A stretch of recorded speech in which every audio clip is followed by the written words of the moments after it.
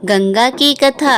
हिंदू धर्म में गंगा नदी को देवी या माता के रूप में पूजा जाता है। धार्मिक मान्यताओं के अनुसार माँ गंगा में स्नान करने से जीवन में आ रही समस्याएं दूर हो जाती है। गंगा नदी के जन्म और उद्गम से जुड़ी कई कथाएं प्रचलित है। चित्रों या मूर्तियों में हमें गंगा नदी शिव जी की जटाओं से निकली हुई दिखाई जाती है।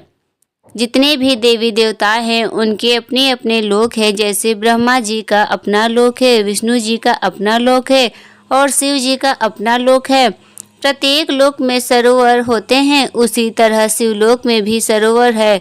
नदी गंगा के रूप में है। वास्तव में गंगा शिवलोक की भी नहीं है, इसे अमरलोक यानी कि सतलोक से शिवलोक में भेजा गया था।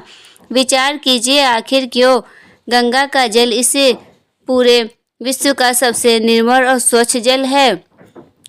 यह कैसे संभव है? कौन सा है अमरलोक जहाँ से गंगा भेजी गई और जिसे शिवलोक से पृथ्वी पर भेजा गया? गंगा के कई पर्यायवाची शब्द हैं, अर्थात गंगा को हेमवती, जाह्नवी, मंदाकिनी, अलकानंदा, त्रिपथका आदि नामों से जाना जाता है। गंगा नदी को मोक्षदायिनी और जीवनदायिनी के नाम से जाना जाता है। हिंदू धर्म में भी माँ गंगा का विशेष महत्व है। यह भारत की सबसे महत्वपूर्ण नदियों में से एक है, जो भारत, नेपाल और बांग्लादेश में कुल मिलाकर 2525 किलोमीटर की दूरी तय करती है।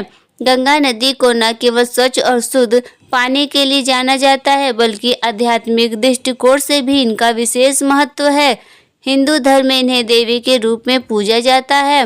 भारतीय वेद पुराणों में माँ गंगा के संदर्भ में विस्तार से बताया गया है। एक मान्यता यह है कि जो व्यक्ति अपने जीवन काल में एक बार भी गंगा में स्नान कर लेता है, उसके न केवल इन जन्म के बल्कि पूर्व जन्म के पाप भी नष्ट हो जाते हैं।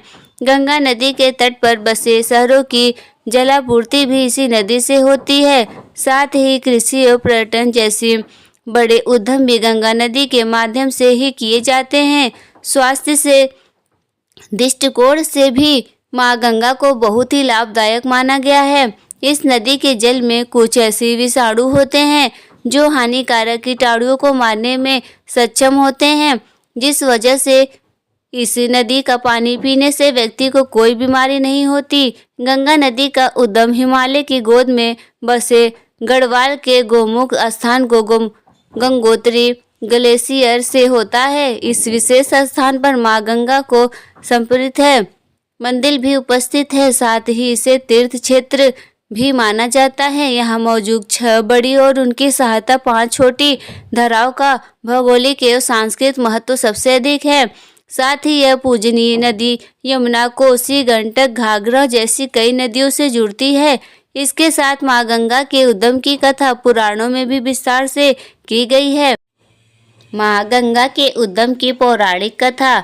पौराणिक कथा के अनुसार राजा बलि नामक शासक ने भगवान विष्णु को प्रसन्न करके पृथ्वी लोक पर अपना अधिकार जमा लिया था और स्वयं को भगवान समझने लगा था। अहंकार में चूर होकर राजा बलि ने देवराज इंद्र को युद्ध के लिए ललकारा।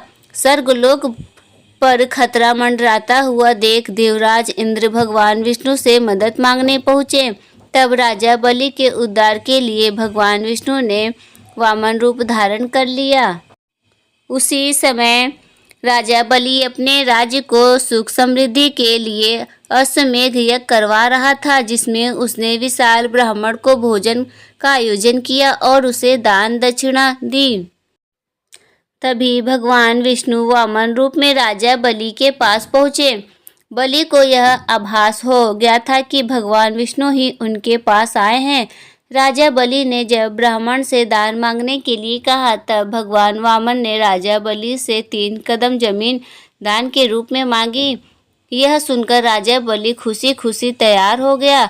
तब भगवान विष्णु ने अपना विकराल रूप धारण किया। उनका पैर इतने विशाल हो गए कि उन्होंने पूरी पृथ्वी को एक पैर से नाप लिया और दूसरे पंख से पूरे आकाश को। इसके बाद वामन भगवान ने पूछा कि वह अपना तीसरा पंख कहाँ रखे हैं। तब राजा बलि ने कहा कि मेरे पास देने के लिए और कुछ नहीं है और अपना शीश झुकाकर कहा कि वह अपना तीसरा पग उसके शरीर पर रख दे।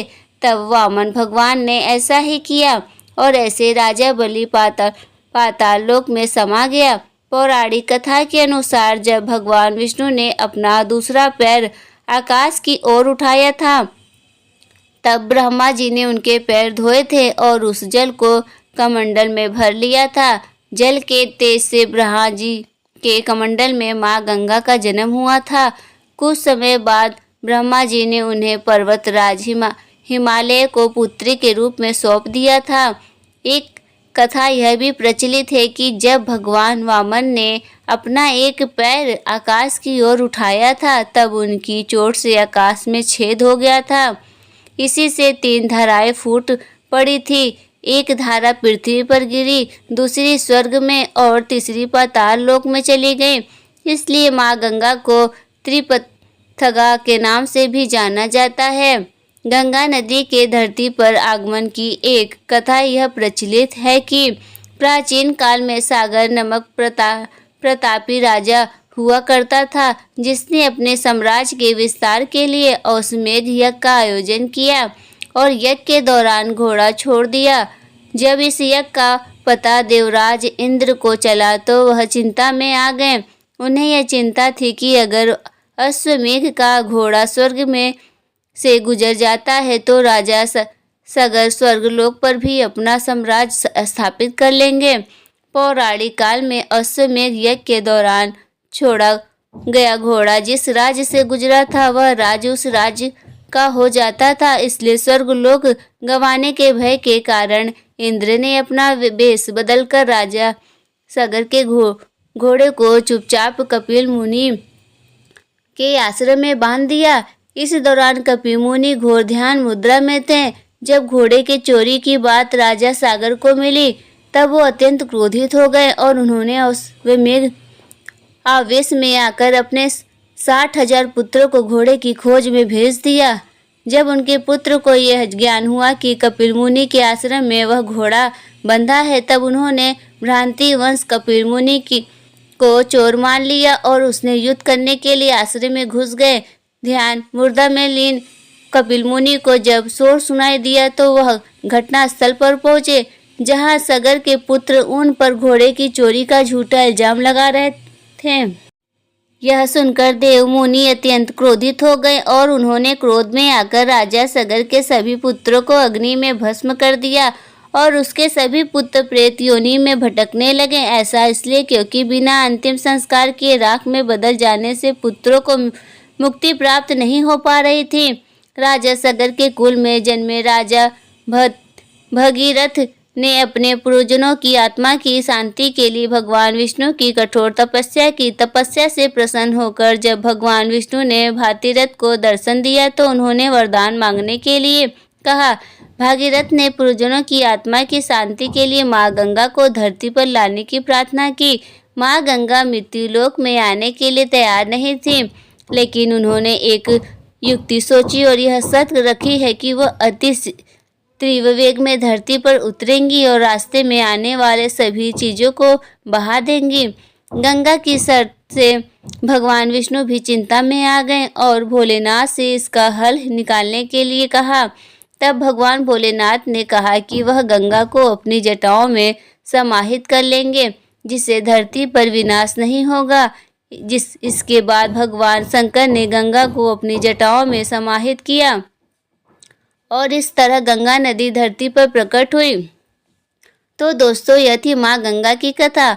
आप सबको कथा कैसी लगी कमेंट करके ज़रूर बताएं और आपको वीडियो अच्छी लगी हो तो वीडियो को लाइक ज़रूर करें। अब मिलते हैं अगली वीडियो के साथ, तब तक के लिए ओम नमः शिवाय। धन्यवाद।